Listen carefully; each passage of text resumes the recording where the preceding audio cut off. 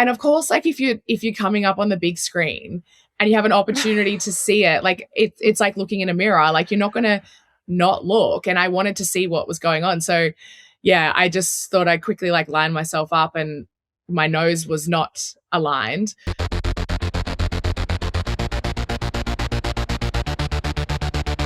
Hello, everybody, and thank you for tuning in to another episode of Friendlies. Today, I am joined by a player who has been such a pillar of women's soccer in leagues all over the world. Since she went pro in 2010, she's elevated teams in Australia, the UK, and here in the US.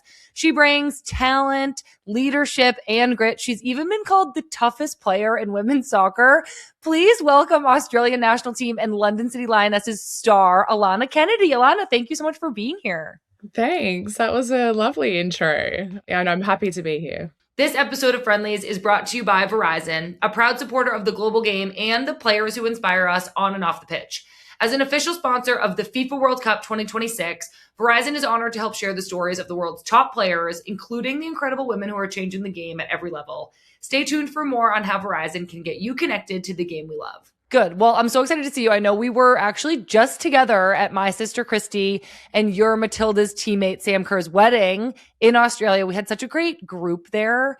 And I feel like looking back at the picture of all us footballers together, I'm like, this group could beat almost anybody. Like, I wish this was a team. Also, I don't know if you remember, as we were walking up the stairs, I was like, we need to make this photo happen. And afterwards, you're like, well done, Alanna, like, great idea. So I'm just going to take credit for that photo. It was all you. Yeah. Oh my gosh, it was all you. I would not have specifically remembered that. Yeah, I'm like, not sure what parts of the night we're remembering. That was pretty early now on, that you though. say it too, because I remember being like, oh, my work would love this photo, but I'm like too afraid to like ask all these girls to get in. And I think I confided that in you, and you were like, let's make it happen. Well, we were all sort of hovering and we wanted the photo. So we were like, let's just all get in. So it was so good. Well, great job. Just so everybody knows, it was Alanna who executed. So I know you're back in London. You're playing with London City. I know you spent the holidays in Australia, and I imagine you make this flight pretty often. I mean, you've played all over the world so many times, but I have just completed the haul, and I'm sure I'm going to be going back to Perth many times in the future to visit the Kerrs and visit my sister.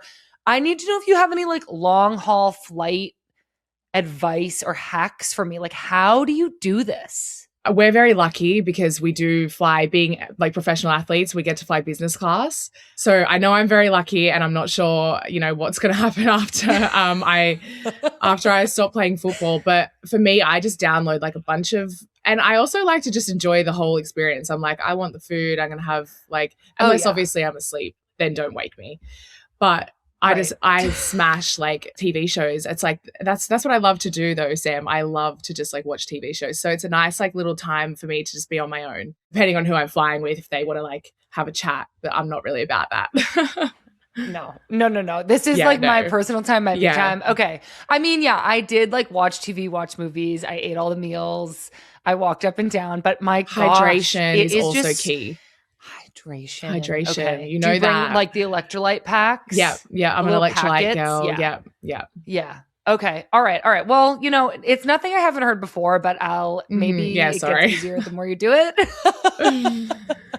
It definitely gets easier. Yeah. Okay. I know. I was talking to Sam about it, and she was just kind of like, just try to sleep. Like the more you sleep, the better it is. The way home, I actually slept a lot, and it was like easy. Yeah. I think once you have a routine, I wouldn't say like it's the most fun experience, and it's really easy, but it does get easier if you have a routine. For sure. Okay. All right. Well, thank you for sharing. So obviously you grew up in Australia. You grew up in the suburbs of Sydney. And I actually was reading about you like as a young player, and I read that oftentimes you were the only girl on your team. Can you just like bring us back to that time in your life and talk to us about like your early days of soccer a little bit? When I first started playing, I was usually like, sometimes there was like maybe one other girl at the start of the season, but they would never last throughout, because it's an intimidating environment. You sort of like have to really want to be there when you're around a bunch of boys who want to beat you. And I think for me, I always got, a bit of stick, because I think if a girl was doing better than them or whatever, at halftime, the second, it'd be like they'd have a word with each other, and then the second half they'd come for my ankles or whatever it was. But I always really enjoyed like the boys that I played with, and I felt like it was a real challenge, and I enjoyed that, like, roughing it up against the boys. But yeah, it definitely had its like social challenges, but I think it probably definitely made me grow as a player. I know that now also, and even having like played with you, you're known for your resilience and like, not to like make a joke, but like you have been like hit in the face a lot and you have like played through so many, tough tackles, injuries. And I'm wondering if that experience of playing against boys when you were younger and even what you're saying, the boys kind of like coming after your ankles, do you feel like that's where that mentality of like, I'm going to play through anything kind of started? Yeah, I think it was obviously ingrained in me from a young age. And I also had an older brother who I always wanted to be like, and I had to compete with him. And that mentality, and like you said, the resilience is kind of it's ingrained in you from that age, when you're up against those kinds of challenges. So yeah, I definitely think that's been a part of me from a young age and is still a part of me now. Yeah. Well, you persevered through it. You like kept playing, you kept rising through the ranks, played for Australia's youth national teams before you got your call up to the senior squad in 2012. You were just 19 years old. I was 17. You were 17. Yeah, I was 17, but that's okay, Sammy. Oh my gosh. Well, we got the age wrong, but so young to be on the national team. And some of your teammates at that time, like Sam Kerr, Steph Catley, Haley Razzo, Caitlin Ford, I'm interested now hearing that it was difficult for you, like socially playing with boys when you were young. And I know that group of your Matildas teammates are so close even still. What did that feel like to become a part of a group of women that you knew maybe you'd have a long future with on the national team socially for you? I think, and I was 17. Some of the girls were younger than me. I think Caitlin debuted at 16, which is amazing. Wow. And she's, hasn't missed a beat since. Yeah, I think we were really, really lucky. There was like a core group of us who debuted together who are still playing. And that's pretty unheard of, I think. Like we all went through, like you said, the ranks of the junior teams and then into the senior team. And it definitely helped. Like I think that stepping into that environment where it can be intimidating. You're up against players who you used to watch on TV and now they're your teammates and you're challenging for a spot against them. But having the social side where you feel like you've got people around you who know you and then you can be yourself a little bit more on the pitch definitely helped ease that sort of the entrance into the Matildas. And I'm so grateful for that. And I think the friendships that grew from that are also, they come from those experiences and the bond that we have. And, like you said, you saw a group of us together at the Sam's wedding, who that's kind of like the group of players who I debuted with. And it's just so lovely to see that we still have such strong friendships. Yeah. I mean, it's amazing. And I really relate to, some players and we're about to get to our time in Western New York together. So I know you know Abby Dahlkemper really well, but my relationship with Abby Dahlkemper, we started on some youth national teams together. We went to college together and then we played professionally and on the national team for years and years and years. And I feel like having somebody like that to count on in like the highest pressure moment where they're not just your teammate, they've been like a close personal friend as well. You like really need those relationships as you move up and experience like for sure really high pressure situations. For sure. Even in like the small moments of like in the warm up, you want to like have someone next to you that you can be like, all right, what's the next drill? Like it really does help ease your nerves and takes a little bit of pressure off you in those environments. For sure. Yeah. Seeing you guys all together was so fun and so cute. And I know through Sam and through Christy, like how close knit that group is. So that was so much fun to see you all, be there for Sam at her wedding. We're going to circle back to Australia in just a second, but I do want to rewind a little bit, all the way back to when we played together for Western New York in 2016. By this point, you were a seasoned professional. You had debuted for the national team at 17 years old, and you had already been playing professionally in Australia for 6 years before this. Do you remember why you wanted to come and make the jump and start playing in the US? At the time, there was a few other players who had done the same thing the previous year or two. And the W League at the time, it was called now the A League, was still sort of in its infancy and growing, and was a 4-month kind of season. And to go to the US for us at the time, I think it was around 8 months we were playing. The season wasn't quite as long in the US as well. and they just complemented each other really well. And for me, I wanted to, become a better footballer and challenge myself and experience football in another country, I guess. And being, abroad at such a young age and learning things about myself. And yeah, I just think the idea of that challenge was exciting. And I had the comfort of a few other Aussie girls over there as well, knowing that they'd done it as well, makes it a little bit less scary. So yeah, it was sort of the next step for my football at that time. Yeah, I know. I think especially like around those years, like I feel like 2016, 2017, 2018, a lot of players were still playing in both leagues, the W League in Australia and the NWSL in the US, because the leagues so perfectly complemented each other and kind of were like opposite seasons. I feel like you did that for, several years. A bunch of other players did that for several years. What was that like though, to go right from one season, although they were both shorter, but right from one season into another and just back and forth? I couldn't imagine doing it now, but at the time, I think it was, it's not sustainable now or long term. But at the time, I loved it and I enjoyed, like, it was almost like for me chasing summer, because we were always in the summer in the US and then go home for that time. And being home for me, I know I spent some time in some seasons in the W League in other states that aren't home for me outside of Sydney, but being in Australia, and then sort of towards the end, I was always coming home to Sydney so that I could have time with my family. That also took a little bit of the pressure off the football side of where it's, you've moved your life here and you're a footballer, and that's all. I had, my time with my family. So it kind of took, I wouldn't say that that season was like any less focus on the football, but there was more about like a lifestyle balance where I was able to relax a little bit more and just enjoy the balance. So yeah, it was fun at the time, but I definitely couldn't see myself doing that now. We need, a break and an off season. I know the off season is so short now, but it did not used to be like that. We were teammates that year in Western New York. What do you remember about it? I think when I think back to that year, it was hard in a lot of ways. It was my second year there.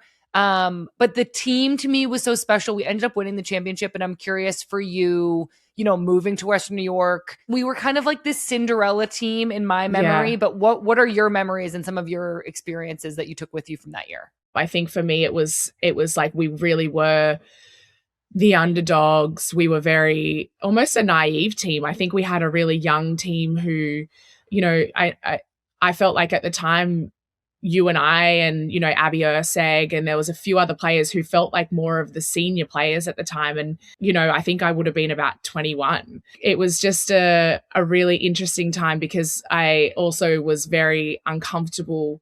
That was my first move. I felt really nervous making the move to the US and then also being in such an unfamiliar city. The start of it was a little bit like nerve-wracking for me, but I feel like the team was just really fun and like a really nice team. We just all got along really well. Everyone was kind of unbothered.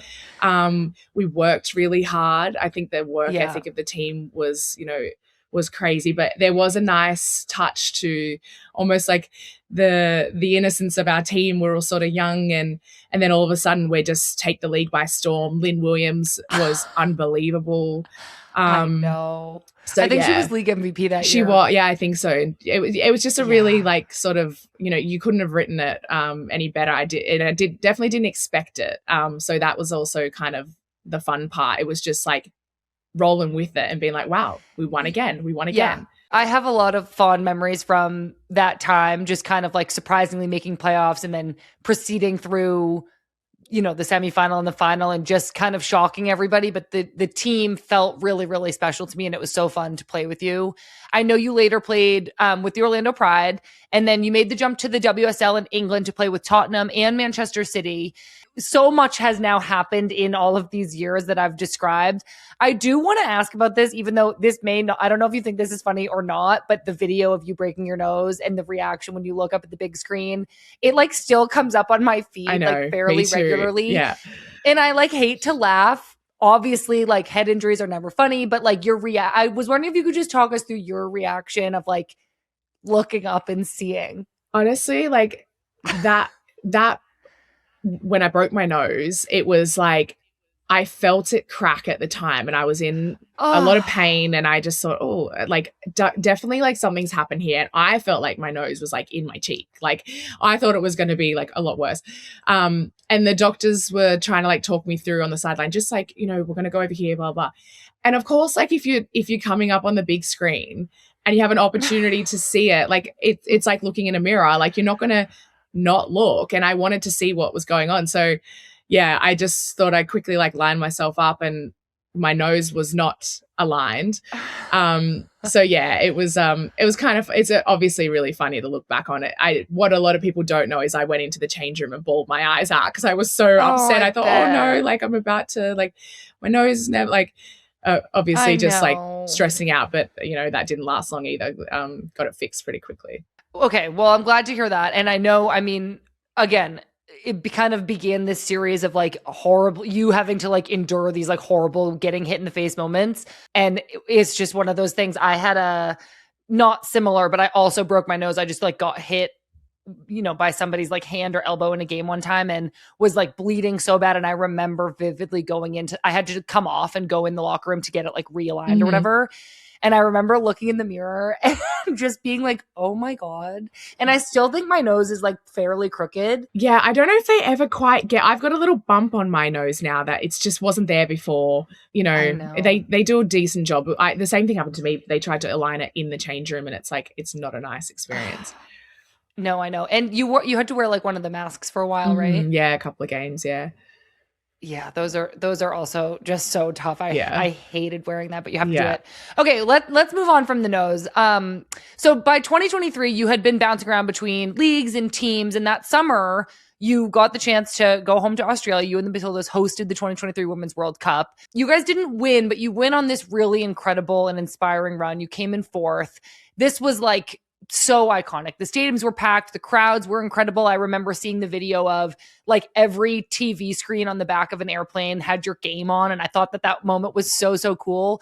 What was that tournament and that experience like for you to, be home, but also playing with all those players we've talked about that you kind of grew up with? I can never quite like find the right word for it. It was so like euphoric and like unbelievably like exciting and happy, and like the experience was just nothing that I will ever experience again, I don't think. And people knew who the Matildas were.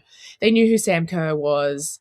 But in terms of like, what we're about and really tuning in and being, a Matildas fan, it just was like astronomical. It just, everyone really got behind us, and it's like all those years of, we've been here for years, and now all of a sudden everyone's watching, and it just felt like just really cool. Like it was so fun. And I just, that will be, a highlight of my career for, over the rest, because I think, although we fell short of our goal of, we wanted to win the World Cup or, be in the final, but I think it put, the Matildas on the map.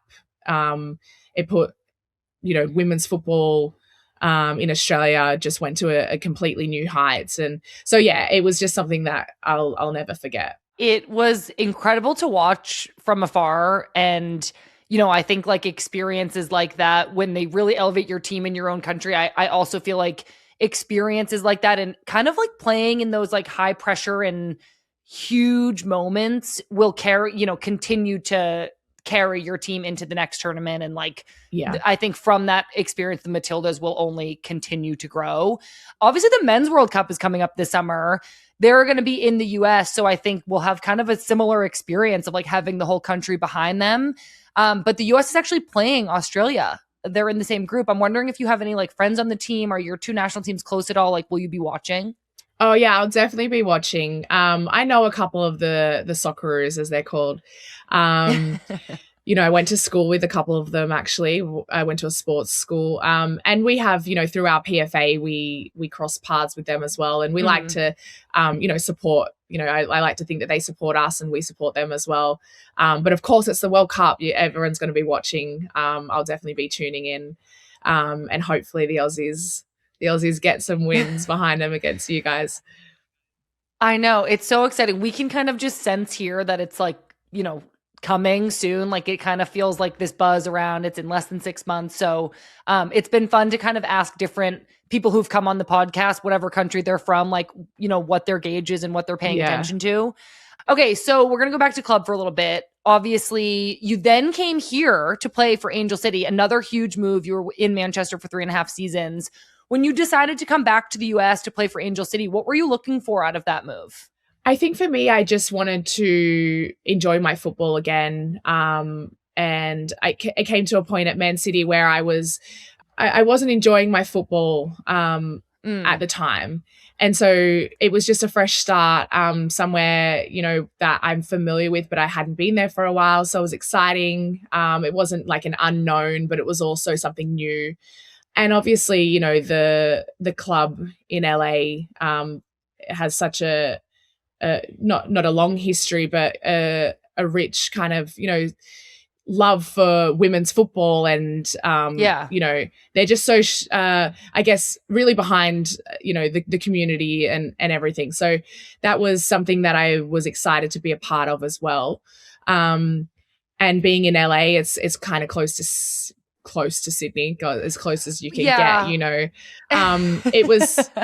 Yeah, it was just sort of, something new, the climate as well. I was excited to be back in the sun. Yeah. So yeah, it was an exciting time for me. Obviously, it didn't last very long, but yeah, I enjoyed my time there. It was really fun to see you play like so regularly here. It's I watch a ton of WSL games, but we're all across the NWSL here. So it was really fun to see you back here in this environment. I know that you became really close with Katie Zelem, an English midfielder who, you've spent time playing against in the Women's Super League in England, but were teammates at Angel City.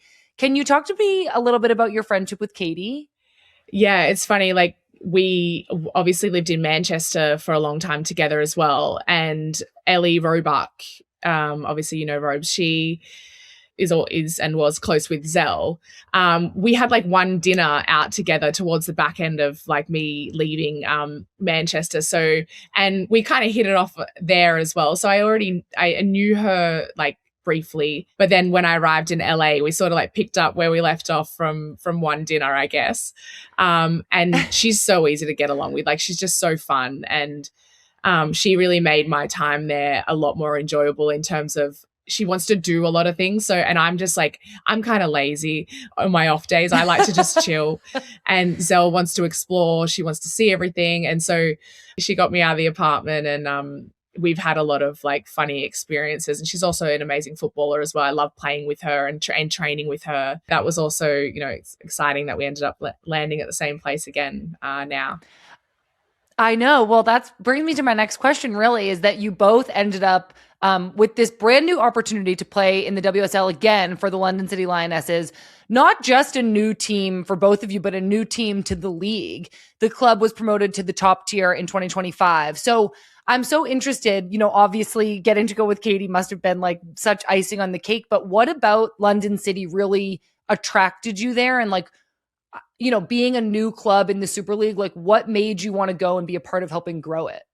I think the journey of that, them being successful last season, obviously, that had nothing to do with me, but I think just I have a lot of admiration for people who the idea was, let's get ourselves to the WSL, and they made that happen. And I think to see that happen so quickly, I was like, I'm bought into this. I'm excited for this journey. I believe in it. I think, the people at the club and Michelle, they have huge aspirations, and as a footballer, that's what you want to do. You aspire to win things and to grow and to challenge yourself. So yeah, that opportunity, when it came, there were things I had to consider, but in the end, it was a no-brainer that I felt like it was something that I was excited to be a part of and help, get the team to where we want to be. I love watching your London City team play. I think it gives me,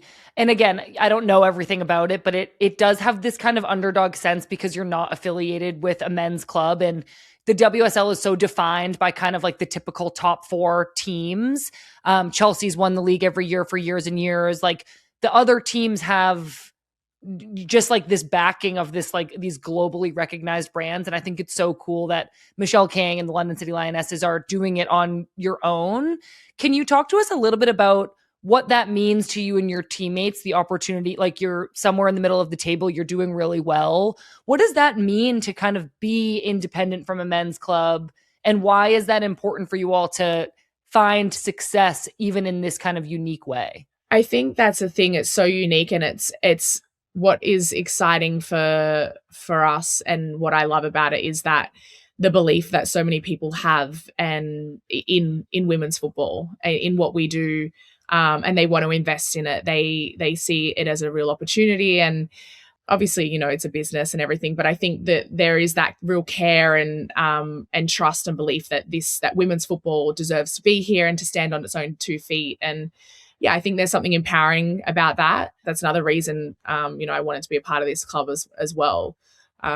It's a great sort of history to be a part of, I would say. It's really cool. And I feel like the story, I mean, partly the connection to Michelle King, but like the story of it really is so appealing to like a new audience who are like, this is a team, that is doing this completely differently than all these other clubs. And so I feel like watching you guys, it's easy to kind of become a new fan of you because the story is so attractive. You've played for a lot of different club teams. Obviously, all that movement that kind of you come to expect constant change. But I think a positive from it is like you must just have friends in every corner of the earth. And I'm interested in how being teammates with so many different people, living in so many different places, what has that kind of done for you as a person? Like, do you feel like you could travel anywhere and kind of know somebody or know something about it? Like you're so well traveled and you must have friends everywhere. I feel like it probably sounds like it. I mean, yeah, you kind of like meet a lot of people along the way. So yeah, I feel lucky in that sense. I will say there are like a lot of moments, and I'm sure you know this as well, that can be not, I wouldn't say lonely, because I actually I love time to myself, but where you are alone a lot. And if some of the girls if we have a day off and, they're from England, they'll go and see their family or they'll duck home or whatever. And that's just, we don't have that luxury. But definitely that's why it's so important to have the community of like friends in football and the people the friendships that you make that do make it feel like a second home. And especially, over here, there's a lot of other people in Matilda's teammates, for example, in the same boat. I'll duck over to Kate's and stay with her. And, that's kind of nice. I think and I definitely feel like I've grown, more of a community of people around me and a foundation over here in England. It's a lot smaller place as well. So, I know a lot of people in the US as well, but they're all, you'd have to fly across the country to see them all. I know, so yeah, spread out. But yeah, definitely that helps, having that community of people and friendships around you. Yeah, that's amazing. Okay, just 2 more quick ones. Kind of back to Australia. So you're playing club obviously right now with London City, but you're mentally preparing for the Asian Cup with Australia, which is coming up. This big, regional tournament. You guys will head back to Australia, I think late February, early March for this big tournament. I'm wondering what your expectations are for that tournament and kind of how big of a deal is the Asian Cup to your team? Yeah, it's funny because I feel like there isn't as much hype around that. I guess it's our Euros, like it's quite big for us. Or your Copa America. Yeah, exactly.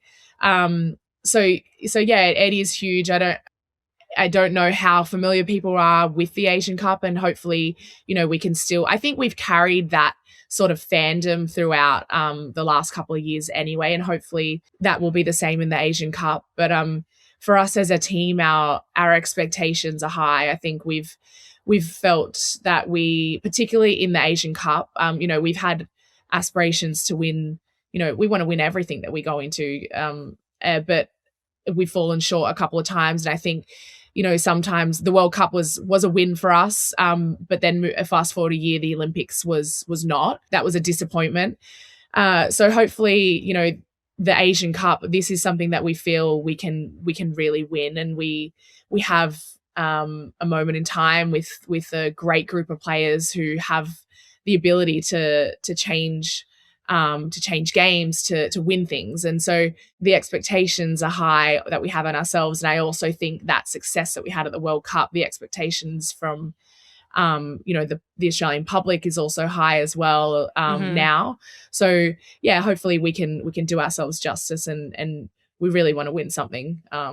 It would feel like a loss, or not a fail. It's hard. I don't like saying failure. Yeah. It's harsh, but yeah, we want to win. Yeah, well, I'm excited for you guys. I don't know what time the games are going to be on at, but I'm definitely going to try to watch. And I know what you mean. I mean, I think, as I've transitioned into like media, obviously the Euros have like such a prestige about them, but all these other regional tournaments that are happening, like we should all feel the same sense of importance about all of them. The Copa America, the WAFCON, the Asian Cup, our tournament, which will serve as World Cup qualifying, are happening in November, December. CONCACAF, I guess is what it's called. And I'm like eager to, keep all of those tournaments kind of being talked about and paying attention to in the media, because I want them all to have that same reference as the Euros. Okay, last question, Alanna. This one is like so easy and fun. I have always like really admired your style as like a fellow tall girl. And I have been noticing that you're like really crushing the long shorts recently. And so like I have set a goal for myself to like get some long shorts, but I'm wondering if you can give me any other style tips. I have like no swag whatsoever, but I feel like I should maybe use you as a model. Oh, wow. I'm honestly honored, firstly. Secondly, I know we are tall girls. I know. With the shorts, I like the low rise. I would say, let's go the low rise. I think the high waisted is like kind of not it anymore.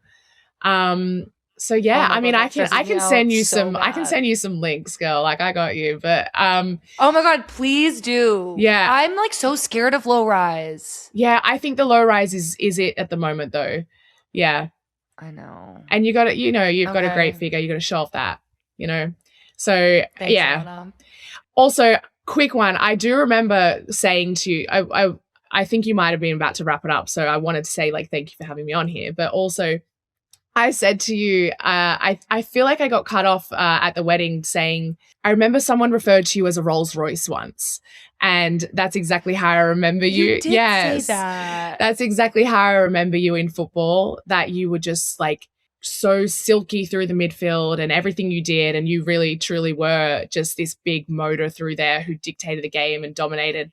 And so I'm just so happy that you now have this space in women's football. Obviously I know the transition would have been really hard, so thank you for having me on, and I just wanted to sort of like give you your credit in that, and we do miss you on the pitch. Oh my gosh, that is like so sweet. Thank you so much for saying that. I feel like you just wrapped up the podcast. Yeah. So thanks for coming. And next week, I'll keep you tuned on the next guest. No, Alanna, I do really appreciate that. I'm glad we got to play together for a short time. And I am very grateful to you for coming on the show. I do really, really appreciate it. And I'm always cheering for you. It's so fun to watch. You've been amazing at London City. I'm excited for the Matildas, and hopefully I'll see you again soon. Thanks, Sam. I really appreciate it. And send me some links. I'll send you links. Don't worry. I got you. Okay, great. Thank you all so much for listening. It was really fun to catch up with Alanna after being teammates so many years ago in Western New York. I've loved watching her career from afar, and I really do think it's so cool how she has just experienced so many different things in her time as a player. One more, just a quick note. We recorded this interview a couple of weeks ago, just before Katie Zelem, Alanna's teammate, went on loan to West Ham. Also, I just heard about Alanna's fashion line, Kennedy Wardrobe, which I am now following on Instagram. So apparently the only link I need her to send me is the link to her own shop. I'm really hoping that she's going to make some good low-rise long shorts that I can buy from her. I'm actually really excited about it. Before we let you go, we've got our linked up voicemail of the week presented by Verizon. Each week, we want to hear from you. So call and leave us a voicemail at 855-611-4050, and you could be featured on a future episode of Friendlies. We've been getting tons of great callers, so it was actually really hard to pick, but here's our caller this week. Hi, Sam. I'm Catherine. I live in Los Angeles. I am watching more WSL games right now because my favorite player is Naomi Girma. And something that I've noticed is that a lot of the coaches on the sidelines often have one AirPod in as they are coaching the game. And I'm curious who's talking to them and what kinds of things they're hearing as the game is going on. Thanks so much for everything that you do. I love the podcast. Hey, Catherine, what a great question. And I am so glad you called in to ask. So what I think is happening, and I could be wrong, but I don't think I am, is that there's a staff member, like one of the coaches or like the scout or the technical analyst of some staff member that's close to the coach is probably like up watching the game from higher up in the stadium so that they can actually see the whole field. That view of the field is called the technical view. And when like we watch film as a team, we watch the technical view. We don't watch the broadcast view because they like zoom in and then they do replays and you miss the view of the game that you need to like see it from a tactical perspective. So when the coach live during the game is watching from the sidelines, they can't really like tell what's going on, like what formation the other team is playing, where the spaces are, what you should be trying to take advantage of and what might be on, what maybe isn't going to work from your game plan. So basically they're probably getting information fed to them from somebody who's watching the game from high up, and then they can like figure out how to adjust to what's going on. It was such a good question, Catherine, and I'm actually so glad you asked. That was our linked up voicemail of the week presented by Verizon. If you want to join us for this segment, the banana phone is always open. You can call us at 855-611-4050. Just leave a message, ask your question, and then maybe you'll hear yourself next week on the podcast, thanks to our friends at Verizon. Next week's guest is another one of my former teammates and also one of our very first guests on a women's game podcast. It's Lucy Bronze. And I loved chatting with Lucy and getting all caught up, so I can't wait for you all to hear our conversation. Don't forget to grab your live show tickets for Boston. Plus, please make sure you're subscribed to our podcast feed and YouTube channel and that you're following along with us across all social media. Thank you all so much for listening, and we'll see you soon.